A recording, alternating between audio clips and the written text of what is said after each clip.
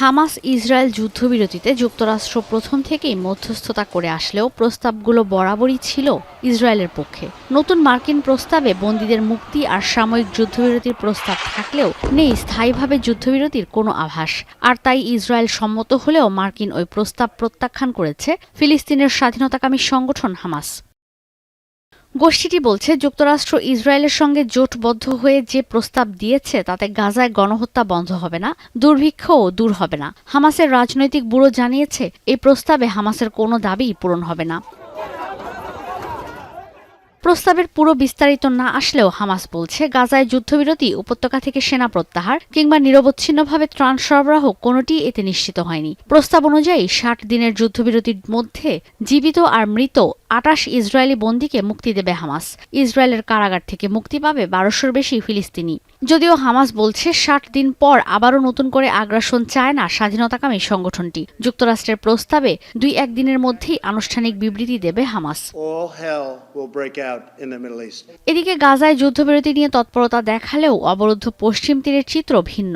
গেল কয়েক দশকের মধ্যে চলতি সপ্তাহেই অবরুদ্ধ পশ্চিম তীরে ইহুদি বসতি সর্বোচ্চ বাড়ানোর প্রস্তাব অনুমোদন দিয়েছে ইসরায়েলের বেসরকারি সংস্থা পিস নাও বলছে, ফিলিস্তিন ইসরায়েল সংঘাত নিরসনে অসলো চুক্তি সইয়ের ৩০ বছরেরও বেশি সময় পর ইহুদি বসতি স্থাপনের সবচেয়ে বড় নজির এটি।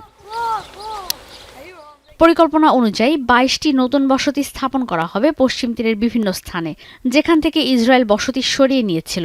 ইসরায়েলি পার্লামেন্ট এর মধ্যেই ওই প্রস্তাবের অনুমোদন দিয়েছে। গাজায় যুদ্ধ চলাকালীন ইসরায়েলের এই পদক্ষেপকে শান্তিভঙ্গের আরেকটি উদ্যোগ হিসেবে মনে করা হচ্ছে। যদিও অবরুদ্ধ পশ্চিম তীর, পূর্ব জেরুজালেম আর অবরুদ্ধ গোলান মালভূমিতে বসতি স্থাপন আন্তর্জাতিক আইন পরিপন্থী। গেল কয়েক মাস ধরেই পশ্চিম তীরে প্রথমবারের মতো সেনা অভিযান চালাচ্ছে ইসরায়েল। এতে করে বাস্তুচ্যুত হয়ে পড়েছেন হাজার হাজার ফিলিস্তিনি। যুদ্ধবিরতি আলোচনা, আগ্রাসন আর পশ্চিম তীরে বসতি স্থাপনের পরিকল্পনার মধ্যেই ত্রাণ নিয়ে মানবেতর পরিস্থিতি তৈরি হয়েছে গোটা গাজা উপত্যকায়। ত্রাণ পৌঁছালেও তা পর্যাপ্ত না হওয়ায় গাজা শহরের নিরাপত্তা ব্যবস্থা ব্যাহত হয়ে ঘটছে লুটের ঘটনা। হামাস বলছে, গাজা শহরের একটি মার্কেটে তাদের নিরাপত্তা কর্মীদের হত্যা করেছে ইসরায়েল। ত্রাণ নিতে আসা ফিলিস্তিনিদেরও প্রতিনিয়ত ত্রাণ নিতে লড়াই করতে হচ্ছে, দিতে হচ্ছে প্রাণ।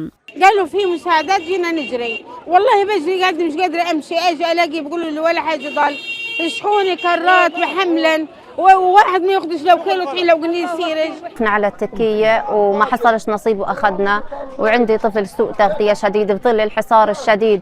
বৃহস্পতিবারও উপত্যকায় প্রায় অর্ধশত মানুষের প্রাণ গেছে। উপত্যকার স্বাস্থ্যসেবা ব্যবস্থা পুরোপুরি বিপর্যস্ত হয়ে গেছে। চিকিৎসা সেবার জরুরি অবস্থার মধ্যেই উপত্যকার উত্তরাঞ্চলীয় আল আওদা হাসপাতাল বন্ধ করে দিয়েছে ইসরায়েল। উত্তর গাজায় এটিই ছিল একমাত্র সক্রিয় হাসপাতাল। ঈশিতা ব্রহ্ম, এখন বিশ্ব।